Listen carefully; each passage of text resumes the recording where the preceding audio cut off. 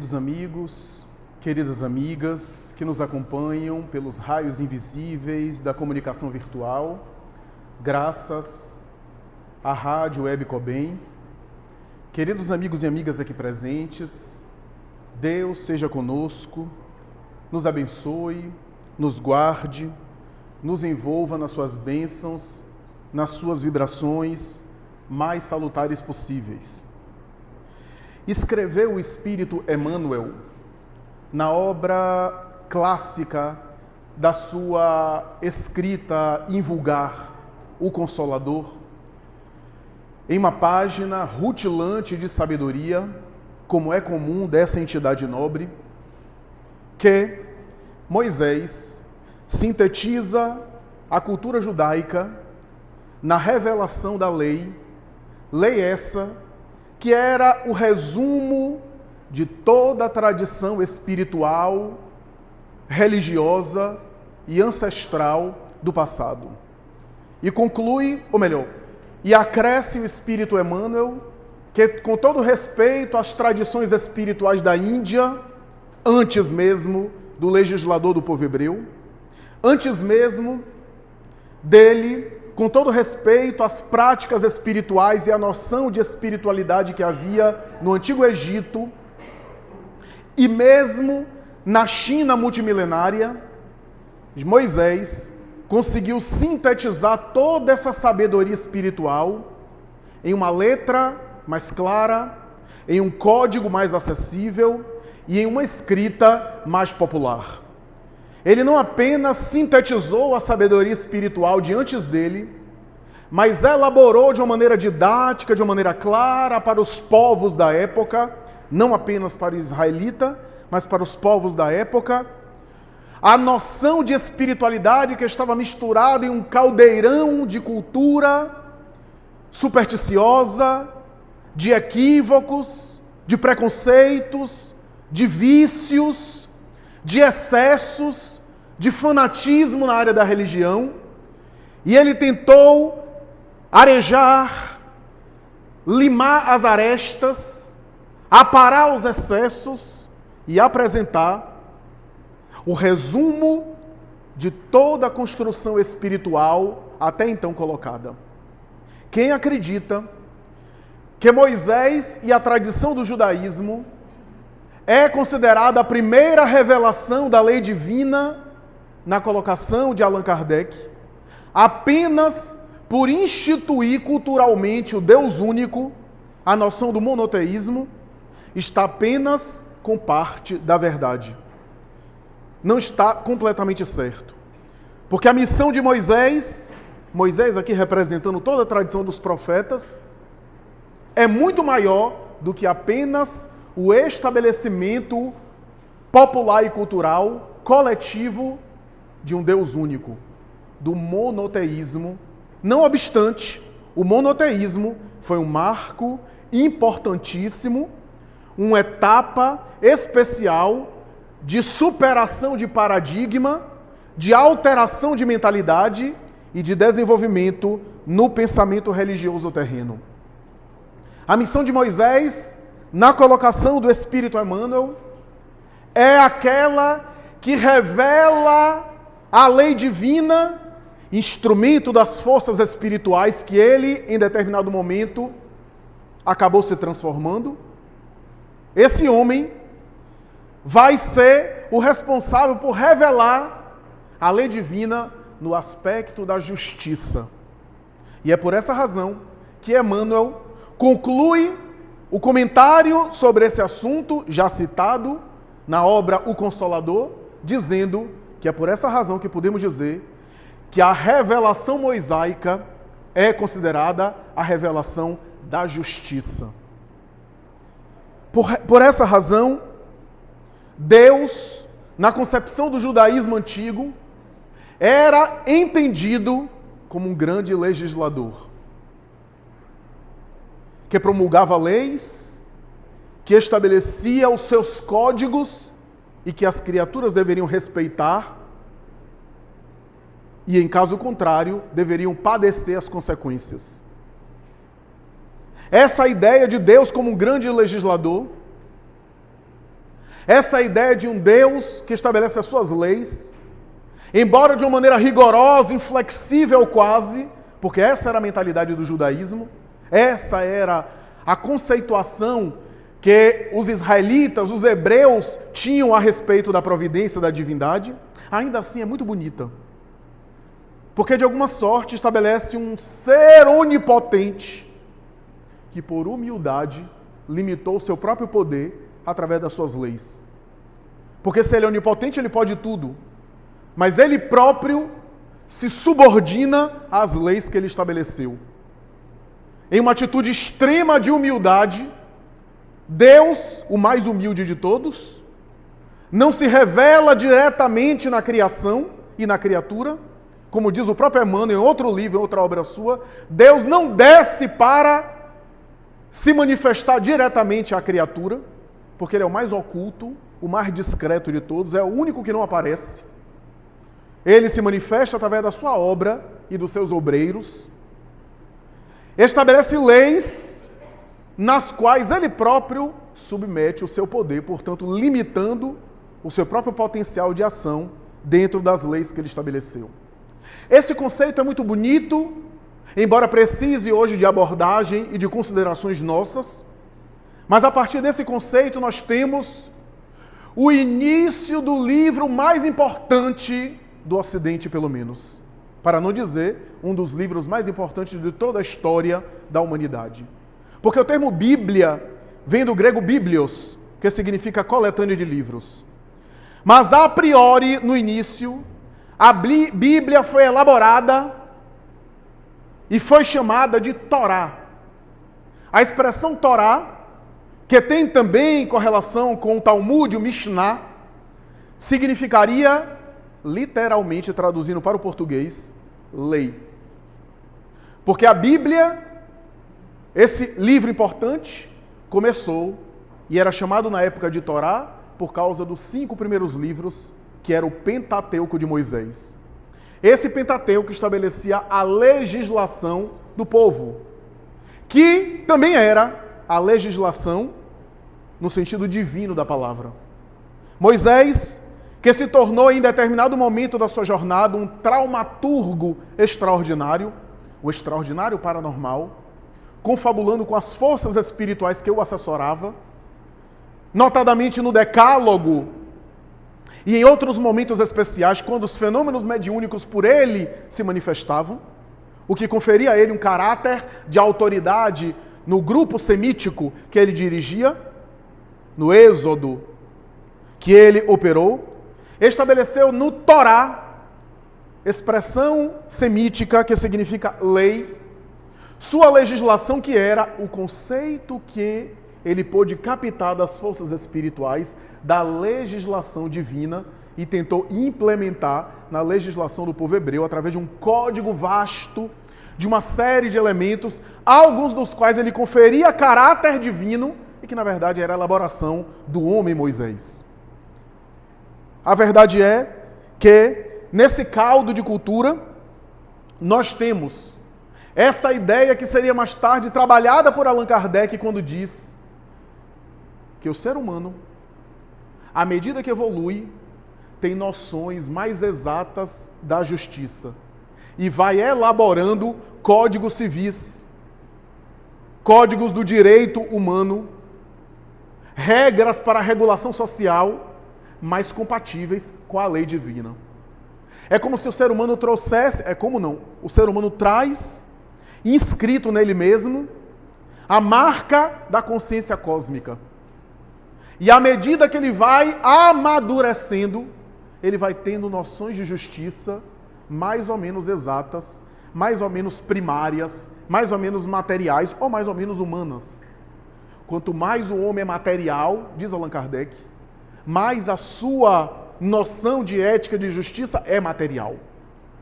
À medida que ele vai se moralizando, mais moralizada é a sua conceituação da vida, imprimindo nos códigos terrestres essa alteração. Por isso Kardec diz, a justiça humana muda ao longo dos tempos, mas a lei divina é imutável. Deus é o único elemento da criação que não volta atrás. a criatura volta atrás. Que, aliás, é o que caracteriza a nobreza maior do ser humano, é a capacidade de voltar atrás e rever, inclusive, os próprios erros. Mas Deus está acima disso. Deus não volta atrás. Porque está acima dessa conjuntura humana de imperfeição, de acerto e de erro. A lei divina, portanto, é imutável. E à medida que a consciência evolui, vai compreendendo melhor essa lei que o transcende e vai trazendo para o mundo terreno, para o mundo carnal, os elementos desse conceito. Por isso que escreveu o Espírito Joana de Ângeles em uma obra dela, que nos primeiros despertar da consciência, nos primeiros momentos do despertar da consciência, o ser humano ainda primário, nos primeiros lampejos de amadurecimento psíquico, o que desponta inicialmente e em primeiro lugar é uma certa noção de justiça. A noção de justiça seria os passos iniciais da consciência ética. Porque a noção de justiça tem a ver com equilíbrio, com compensar. Não é isso que a gente tem em noção de justiça? Eu não sou especialista no direito, no ordenamento jurídico, mas de maneira bem simples, bem sucinta e até perfunctória, superficial. Você tem o seu patrimônio quebrado, você entra na justiça para requerer uma indenização a fim de compensar o prejuízo que você teve. Você sofreu algum dano, você recorre à justiça para ver um equilíbrio, uma equidade daquele dano, para que você possa ser compensado. Essa é a ideia de justiça. É compensar. Só que à medida que o ser humano evolve, ele vai compreendendo melhor isso. Antes de Moisés, desde a pedra de Roseta, do Código de Hammurabi, das grandes conceituações de justiça nos povos anteriores, era uma justiça que equilibrava, mas com uma mão muito pesada. Se eu roubei um pedaço de plantação de couve para comer, porque eu estou morrendo de fome com minha família, eu sou assassinado, minha família é assassinada, minha casa é destruída. Esse era o equilíbrio. Essa era a noção. Quando Moisés se apropria de parte do Código de Hammurabi, lei de talião, olho por olho, dente por dente, já era um avanço judiciário. Já era um avanço legal inimaginável. Você rouba, só tem a mão decepada. Já era um avanço de paradigma impressionante para a época. Para nós, hoje, parece ainda grosseiro, brutal. Mas para a época era um avanço extraordinário. A lei do tal e qual, a lei do talião, palavra que deu origem à retaliação. Para cada ação, uma retaliação. Essa era a ideia da legislação. Mas o que nós queremos enfatizar aqui é que na conceituação, tanto do profeta como do povo hebreu, a lei que eles observavam naquele Pentateuco, Êxodo, Número, Levítico, Deuteronômio, Gênesis, era a própria lei de Deus que Moisés foi encarregado de transmitir. É bonito, mas precisa de algumas ressalvas nesse sentido. Moisés foi um instrumento maravilhoso. Mas esse era o conceito que a criatura tinha. O que significa dizer que na época de Moisés, na época do povo hebreu, lei e espiritualidade era uma coisa só. O próprio Emmanuel vai dizer mais tarde, na mesma obra mencionada, não é à toa que todos os códigos terrestres do ordenamento jurídico, com algumas raríssimas exceções, especialmente do Oriente Médio e de tradição islâmica, todos os códigos terrestres foram influenciados pelo Pentateuco mosaico, especialmente pelo Decálogo. As nações da terra e a cultura religiosa e profana das nações, em alguns momentos tentaram alterar essa ideia, mas ao se movimentar para lá e para cá, tiveram que voltar aos mesmos conceitos, à mesma essência do pensamento do Decálogo. A ponto de Emmanuel dizer que todos os códigos hoje do mundo de alguma forma tem influência no decálogo mosaico, na noção de justiça mosaica. Na época de Jesus e dos profetas, na época do povo hebreu antigo, da antiga Palestina, quando você fala em lei, você está falando de algo espiritual e de algo legal, porque era uma coisa só. Daí os doutores da lei, aqueles que eram carregados do ordenamento jurídico, os operadores do direito da época, magistrados e companhia, eram também sacerdotes. Porque era uma coisa só. Eram os que possuíam os textos sagrados, textos que não eram apenas sagrados, mas eram como se fosse a Constituição Federal. Não havia separação dos poderes, inclusive. Essa ideia de executivo, legislativo e judiciário não havia na época. Era uma coisa só. Incluindo o elemento espiritual, o elemento religioso. Então, aqueles que interpretavam, os responsáveis pela hermenêutica do texto, ou seja, que traduziam o entendimento do texto, às vezes ao seu bel prazer, ao seu bel sabor, para as massas, eram os fariseus, especialmente os doutores da lei, que tinham acesso aos textos, porque nem sempre era acessível a todo mundo. A cultura formal, ler e escrever, não era algo muito socializado, muito pulverizado. Era restrito a um grupo de pessoas, poucas pessoas. E esses indivíduos eram, portanto, o poder terrestre e também a autoridade religiosa. Os códigos, portanto, do judaísmo antigo, que totalizam 613 mandamentos, muita gente não sabe disso. São 613 mandamentos. O decálogo foi um momento de inspiração de Moisés, que ele mesmo tentou sintetizar os 613 em 10. A parte mais importante. Mas os 613 tem mandamento para tudo. Tem mandamento de como comer. Muita gente hoje estaria perdida. Porque lá não está previsto comer no drive-thru do hambúrguer, no fast food.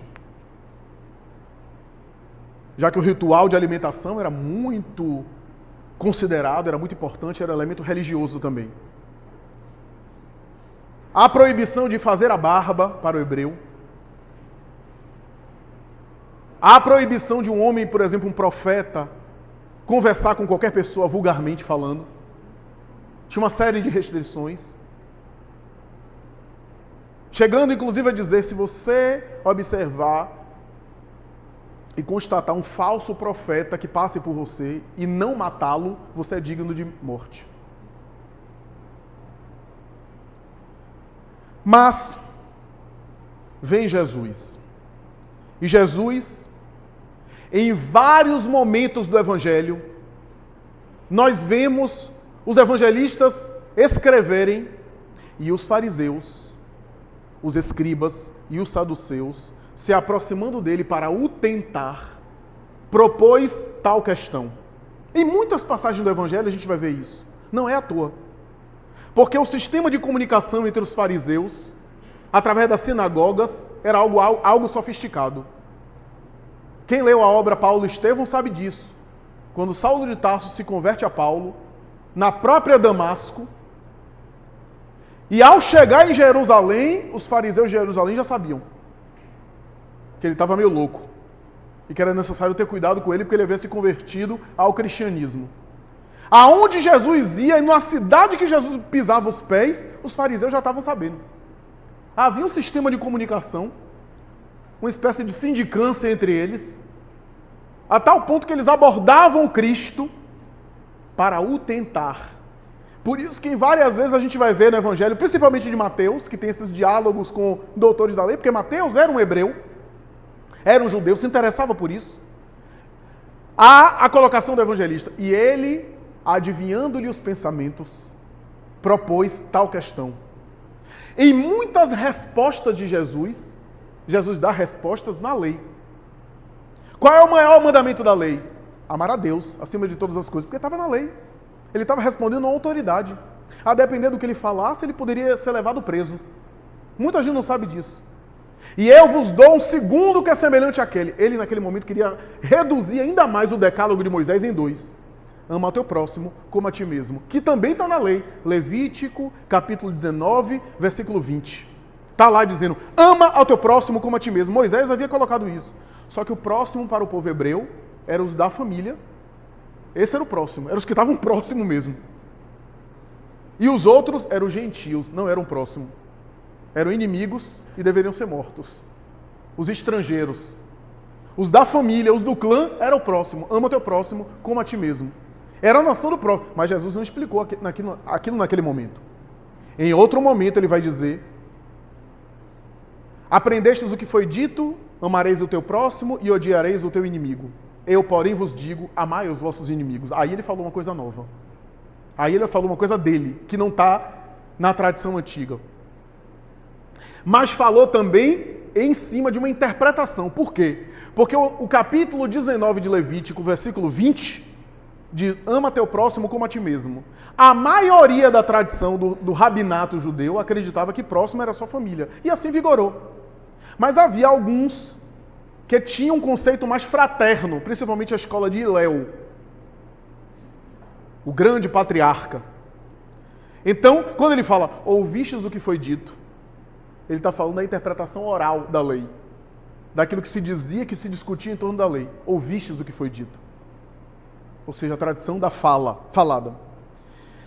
Mas em nenhum momento Jesus abordou diretamente o aspecto legal e o cumprimento da lei de Moisés, como aconteceu no capítulo 5 de Mateus, quando ele promulga o Sermão da Montanha.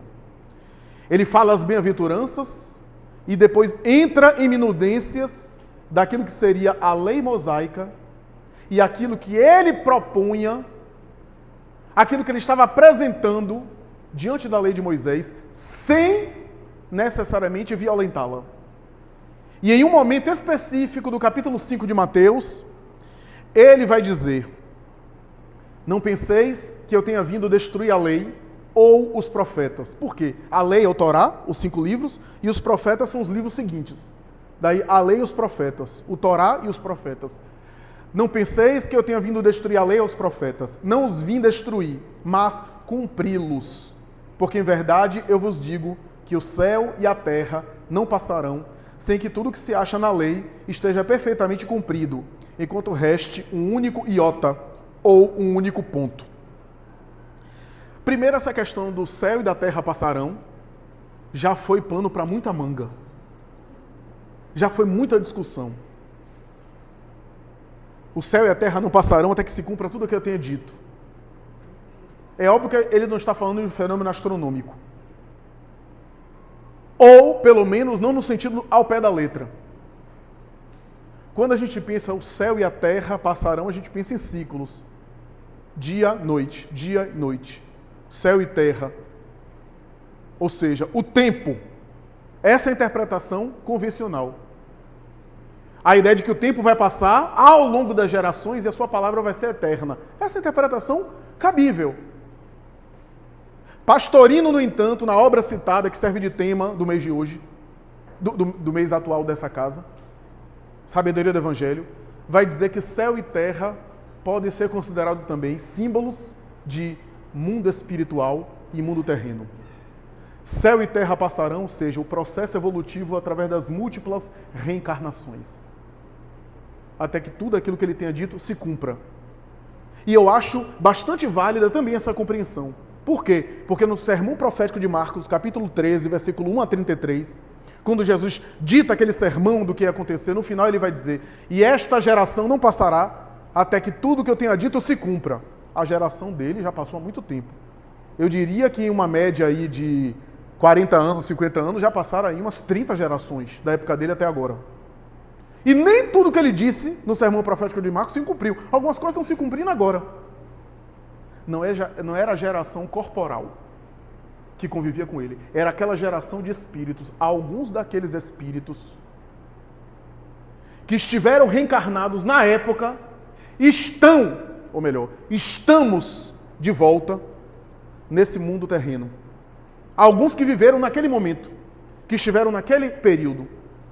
essa geração de espíritos daquela época ainda não passou. Para a gente compreender. Por isso que Allan Kardec vai dizer que a chave que o Espiritismo oferece consegue entender determinadas passagens do Evangelho, sem a qual seria difícil compreender de maneira profunda e integral. Mas o que é que quer dizer não vim destruir a lei? Não penses que vim destruir. Depois que ele fala o Sermão da Montanha, ele dá, alguns dizem, ele deu uma consertadinha, né? Porque o Sermão da Montanha é um negócio pesado, né?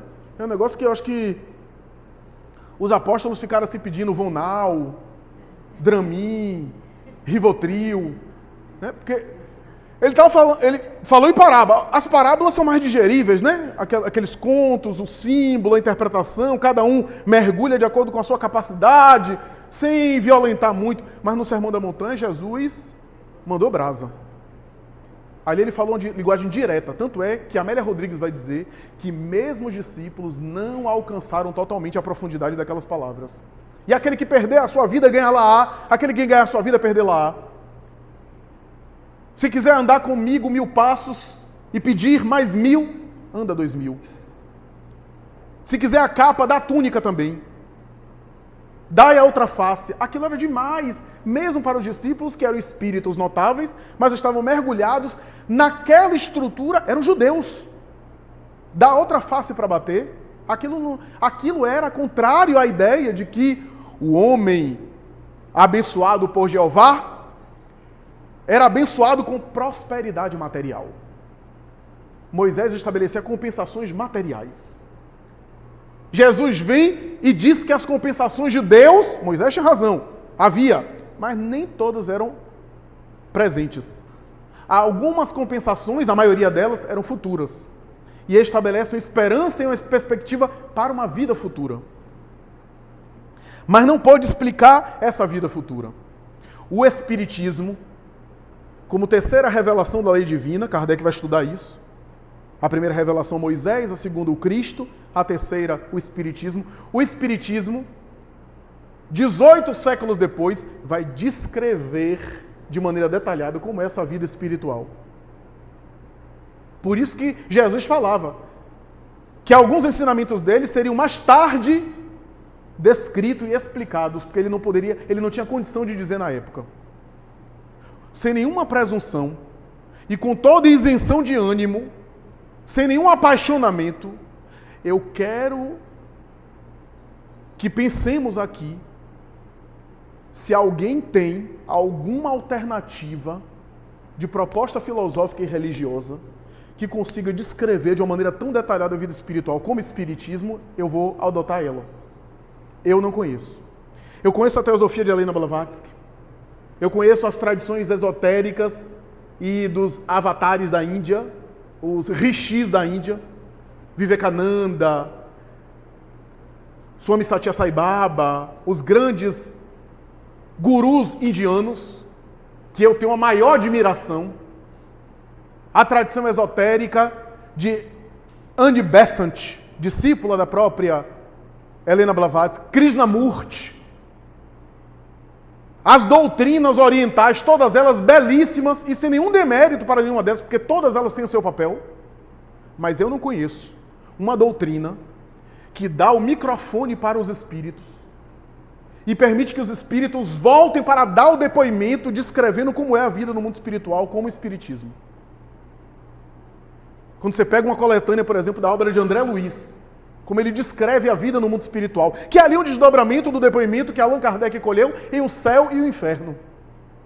Allan Kardec foi o primeiro jornalista, repórter do além, quando entrevistava os espíritos, dizendo como é que era a vida espiritual. Evocava-os através de médiuns seguros, médiuns de credibilidade. Mas quando Jesus fala, não penseis que vim destruir a lei, não vim destruir a lei e os profetas, mas vim cumpri-los. Aqui merece uma consideração. Primeiro, eu vou ler o contexto. Logo depois desse item, porque o discurso continua. Se a gente pegar, por exemplo, os versículos posteriores, a partir do versículo 19, a gente vai ver Jesus concluindo a sua fala dizendo assim: quem, portanto, violar um desses mínimos mandamentos e dessa maneira ensinar aos homens, será chamado menor no reino dos céus. Mas quem, porém, praticar e ensinar, este será chamado grande no reino dos céus. Então, essa fala que conclui o discurso de Jesus sobre não vir destruir a lei e os profetas, ele está falando daquele que ensina, mas não pratica, e aquele que é o maior no reino dos céus, que vivencia, que pratica. Ele está falando de teoria e prática, está falando do ensino, da compreensão da lei, mas da vivência, que é mais importante, que são coisas que nós sabemos. São questões que nós conhecemos. Compreender a lei, mas vivenciar. Mas por que essa compreensão é importante para o texto todo? Para a gente entender o que é que ele quer dizer com não vim destruir a lei, mas cumprir. Porque a princípio, meus amigos, se você entender que Jesus quis dizer, eu não vim destruir a lei mosaica não, eu vim obedecer. E com todo respeito, ele obedeceu também. Ele se submeteu aos rituais e à tradição das sinagogas, estando muito acima daquilo. Só para não violentar, ele tinha a sabedoria dos espíritos evoluídos. Kardec vai dizer isso no Livro dos Médiuns. Os espíritos evoluídos sabem que bater de frente contra algum preconceito é não ser escutado. Porque se o preconceito é muito arraigado, o seu interlocutor não vai nem mais valorizar o que você vai dizer. Os espíritos sábios sabem disso. E em vez de bater de frente com o preconceito, que com o tempo vai mudar, com o tempo ele se atém ao essencial. Eles se prendem ao mais importante. Tanto é que Kardec pergunta, por exemplo, sobre uma reunião mediúnica, onde aquele grupo de médiuns fossem muçulmanos, que há a tradição islâmica de mediunidade, de transe mediúnico. Um espírito superior que chegasse para se comunicar, sábio, não falaria que Jesus é o líder espiritual mais importante da Terra, porque seria rechaçado por aquele grupo. Chegaria falando em Alá e no seu profeta Muhammad, para ser aceito, para poder ser escutado e para poder transmitir o ensinamento. Um grupo mediúnico que tem a Buda como a figura mais importante, os espíritos não vão chegar falando que Jesus Cristo é o governador da Terra. Porque isso seria agredir os preconceitos ou as crenças. Os espíritos sábios e Jesus, o sábio por excelência, sabia disso. Então ele se submeteu a rituais. Embora ele não batizou ninguém, ele se submeteu ao batismo de João Batista, o seu primo. Ele se submeteu aos rituais das sinagogas, para inclusive falar, porque ele teve uma oportunidade que ele falou nas sinagogas. Mas é reduzir demais o ensinamento de Jesus, acreditar que ele não veio cumprir a lei, mas veio apenas, não veio destruir a lei, mas veio apenas obedecer. Porque se ele veio obedecer, se submeter à lei, aos preceitos mosaicos, qual é o caráter especial de Jesus? Se Jesus viesse à Terra apenas para seguir a legislação do hebreu, o que de especial ele teria? Já que outros patriarcas fizeram isso. Hilel, Gamaliel, os próprios filhos e descendentes de Moisés, os grandes patriarcas após Moisés, os grandes juízes do Sinédrio, alguns observavam rigorosamente a legislação hebraica. Não me parece que esse vir cumprir a lei seja nesse sentido. Não podia ser nesse sentido. Allan Kardec vai dizer, à medida que há uma evolução, a lei divina vai sendo revelada. Porque o ser humano vai tendo consciência de penetrar em aspectos mais profundos. Olha que coisa interessante. Ou seja, a ideia ou conhecimento que eu tenho de Deus vai sendo revelada por Ele. Toda a noção que eu tenho da divindade foi permitida e revelada por Ele. Porque é a própria divindade que vai revelando sua lei através dos seus emissários. Então, o cumprir não pode ser nesse sentido. E qual sentido seria? Pastorino, na obra já mencionada, Sabedoria do Evangelho, vai dizer o seguinte, que a palavra grega que está presente nos textos mais antigos do Evangelho, plerasai, que dá a origem à expressão grega pleros. Pleros significa encher. Daí um copo, pleros, um copo cheio de água. Pleros é cheio. Encher, abundar, completar. Pleros é completo. Plerasai, completar. Não vim destruir a lei, mas vim completá-la. Ou complementá-la, como se queira. Ou seja, eu não vim alterar os códigos, eu vim desenvolvê-los. Eu vim mostrar a aplicação prática deles. E parece que Pastorino, nesse sentido, também tem razão. Porque aí tem um caráter especial de Jesus. Há um caráter especial na missão do Cristo. Mas não apenas isso. Não apenas isso. Quando você lê o contexto que eu acabei de ler, versículos 16 até 20, você vê que Jesus está falando: aquele que ensinar e não praticar será o menor no reino dos céus, mas aquele que ensinar e também praticar será o maior no reino dos céus. Ele está falando daquele que vive a lei de Deus. Rodolfo Caligares, em uma das suas obras, vai dizer que cumprir a lei de Deus não é apenas cumprir no sentido de complementar, de completar teoricamente, mas de cumprir, de exemplificar. Ou seja, não pense que eu vim destruir a lei. Eu sou a representação viva da lei. Eu venho viver a lei de Deus. A lei de Deus, que era compreendida como a lei mosaica na época. Jesus estava se colocando como exemplo, como aquele que vem vivenciar. Não é à toa que Joana de Ângeles vai dizer que um dia a lei divina se materializou na terra com o nome de Jesus. Jesus era a lei divina andando por nós. Mas a verdade é que em todas as abordagens de Jesus, todos os seus diálogos com doutores da lei, Jesus sempre coloca a misericórdia como sendo o tema essencial. Todos os sacerdotes do templo que abordam Jesus a respeito da lei, ele sempre dá um ensinamento em torno da compaixão e da misericórdia, chamando-nos a atenção, ou chamando a atenção para os fariseus, que a misericórdia faz parte da lei. A compaixão está dentro da lei. É essa a ideia que Emmanuel traz na frase que a gente iniciou o nosso discurso. Moisés revelou uma parte da lei divina no aspecto da justiça. Sabe por quê? Porque tudo isso está junto. A gente separa para entender. Se eu sou um legislador e implemento uma lei aqui que vai melhorar a vida das pessoas, esse é um ato de justiça? Mas é um ato de amor também. É um ato de bondade também. Legislar de maneira positiva é também fazer o bem. A gente que separa justiça de um lado e amor do outro. Não é à toa que quando Allan Kardec examina a lei divina natural, ele começa o primeiro capítulo da terceira parte do Livro dos Espíritos, lei divina ou natural, tentando entender o que é a lei divina. Chega a perguntar aos espíritos o seguinte: que se deve entender por lei natural? Questão 614. Na época havia uma discussão, inclusive no meio jurídico, o que é lei natural, o que é lei não natural.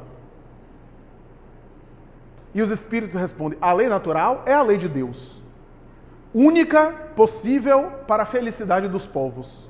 Indica-lhe o que ele deve ou não deve fazer. E o homem só é infeliz quando dela se afasta. Os espíritos chegam a dizer que essa lei estão nas menores coisas da natureza. É só você observar. Está presente a lei. No último capítulo dessa parte das leis morais, Allan Kardec vai dar o nome do capítulo Lei de Justiça, Amor e Caridade. É uma coisa só. Justiça, amor e caridade é uma coisa só. Não é lei de justiça, lei de amor e lei de caridade. É uma coisa só.